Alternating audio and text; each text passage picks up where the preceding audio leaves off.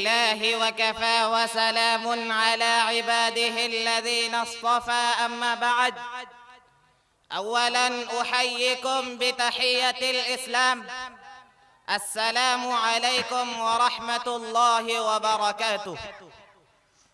رئيس الحفلة المبجل والمستمعون الكرام، أريد في هذه الحفلة الميمونة المباركة أن ألقي أمامكم خطبة وجيزة حول الموضوع وما أرسلناك إلا رحمة للعالمين، انتهازا هذه الفرصة الثمينة الغالية.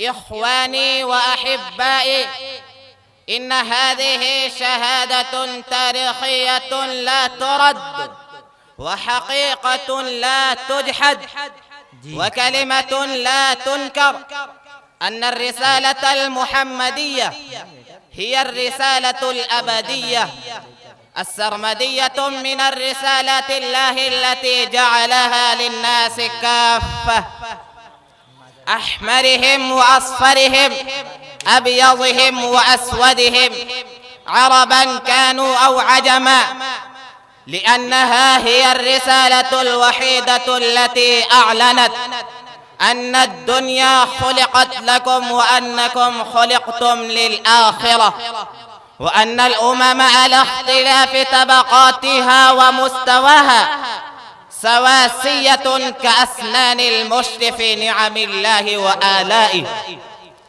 وأمر نبيه أن يعلن مجلجلا مدويا: لا فضل لعربي على عجمي ولا لعجمي على عربي إلا بالتقوى. كلكم من آدم وآدم خلق من التراب. أيها الحاضرون الأجلة، إن الرسالة السابقة التي جاءت من قبل بعثة نبينا عليه الصلاة والسلام كانت مختصة بزمن أو مكان، وكل كتاب سماوي وصحيفة إلهية نزلت كانت مختصة بقوم أو شعب، وكل دعوة جاءت بها الأنبياء السابقون كانت لمنطقة أو سقع أو لبلاد وقطر. ولكن اعلموا أيها الإخوان أن نبينا عليه الصلاة والسلام بعث رحمة للعالمين، كما أشار إليه القرآن الكريم: وما أرسلناك إلا رحمة للعالمين. وبعث بشيرا ونذيرا، كما قال الله تعالى في القرآن المجيد: والفرقان الحميد، تبارك الذي نزل الفرقان على عبده ليكون للعالمين نذيرا. وأن الرسالة التي جاء بها محمد صلى الله عليه وسلم تنادي بأنها كاملة شاملة تامة، لا نقص فيها ولا شطط ولا عيب فيها ولا عوجا، كما أشار إليه في القرآن الكريم: اليوم أكملت لكم دينكم وأتممت عليكم نعمتي ورضيت لكم الإسلام دينا.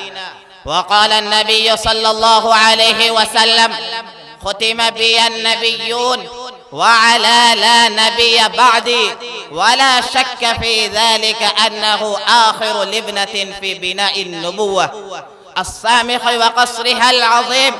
وكل هذا من الدلائل الساطعة والبراهين القاطعة على أن رسالة محمد صلى الله عليه وسلم هي الرسالة الخالدة النيرة التي جاءت من رب العالمين، ونزل بها الروح الأمين على قلب النبي العظيم ليكون من المنذرين لجميع العالمين إلى يوم الدين.